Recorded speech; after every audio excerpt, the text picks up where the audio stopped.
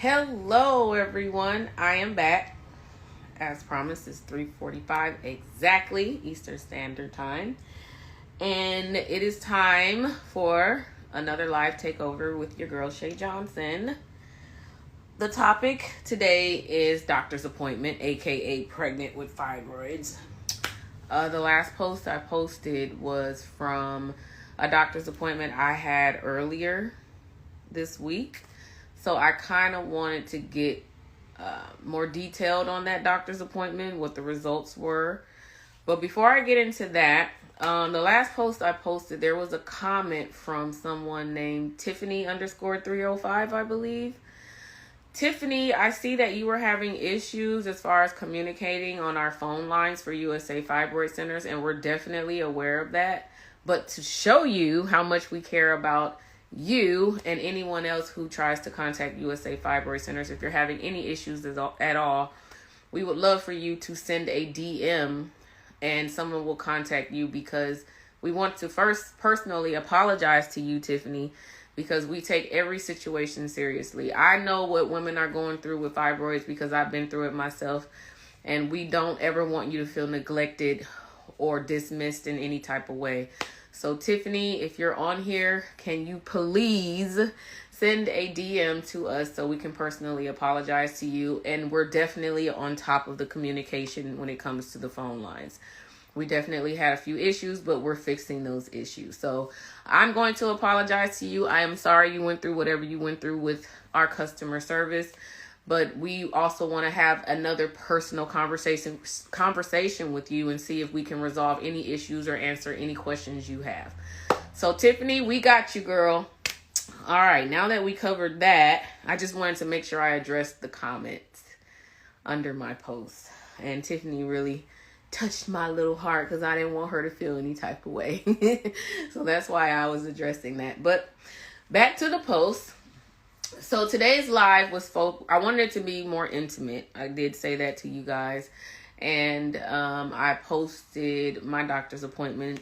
And at that doctor's appointment, I was able to find out the size of my baby as of this week versus from a month ago.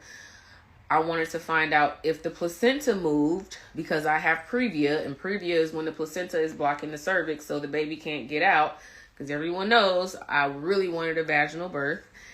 And the third major thing I wanted to know was, did the fibroids grow?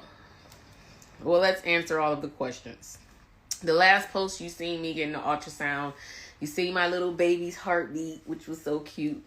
I swear when I hear that heartbeat, it makes me want to cry. It's like everything happens for a reason and everything will be okay. As long as I know that she is okay, everything will be okay. But during that ultrasound, they did notice the placenta moved slightly, not a whole lot, but the placenta was blocked. If this is the cervix and the placenta is blocking the cervix, it sort of moved up slightly, like maybe about here. So it's still blocking, but maybe a quarter of the way versus blocking the entire cervix.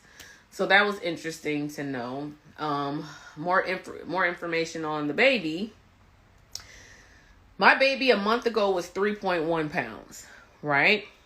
And now that I'm going into my 8th month, I just found out that my baby is 5.6 pounds.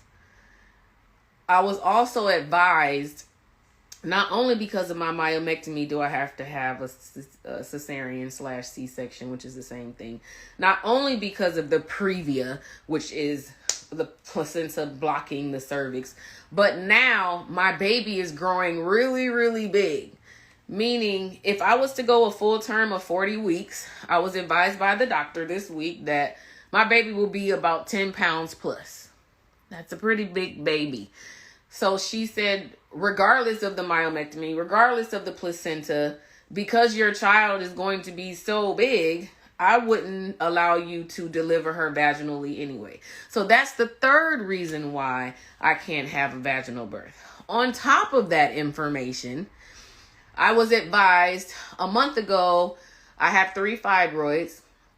And we'll just talk about the biggest one, because that's the one, I'm concerned about, because the last time I had 4 fibroids 4 years ago, there was one that was really aggressive, and for some reason it was just growing rapidly and really large, really big, causing a lot of complications, from constant urination to pelvic pain to constant blood clots.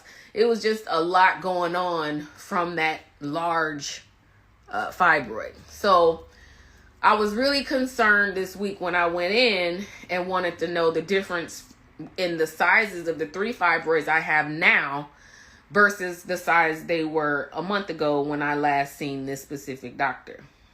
So let's focus on the large fibroid. The last time I went in, that fibroid was around, I think it was 5.2 centimeters.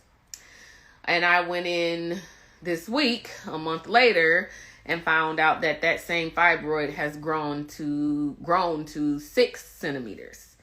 So yes, the fibroids are growing. They all have grown. They are growing. Part of the reason why my fibroids are growing, I was advised, is because of my pregnancy. So as my uterus grows, as my baby's growing, the fibroids are growing as well. Which, it just leads me to feel like that's another issue I have to eventually deal with, because I don't know what's going to happen once I have a cesarean with my child. I don't know if the fibroids will continue to grow and get bigger, the 3 that I have now, or will they stop growing because I'm no longer pregnant. It's almost like a waiting game, and it's so irritating, and I get emotional about it. I'm good right now. No tears today. I'm good. I've accepted the fact that I'm not going to have a vaginal birth. And she also told me if I was to have a second child, my choice, I would 9 times out of 10 have a cesarean. So that vaginal birth option, come here, pumpkin, come. That vaginal birth option that I've always wanted, it's just out the door. Come. I was trying to get Lulu to say hi. He's so fat. Ugh. Here he is. He gives me comfort. You love me. So I had to accept that because I was really tired of getting my hopes up, wanting to have a vaginal birth, because it's like I would take 5 steps forward and then I would take 10 steps back. You know what I mean? First it was the myomectomy, which caused previa while I'm pregnant. And then I got excited that the placenta slightly moved. Then they told me, well, your baby is growing pretty rapidly and your baby will be pretty big. Therefore, we don't think we want a 10-pound baby coming out of you anyway. The good thing is, even though my due date is the end of May, they have to move because I'm having a cesarean, instead of waiting to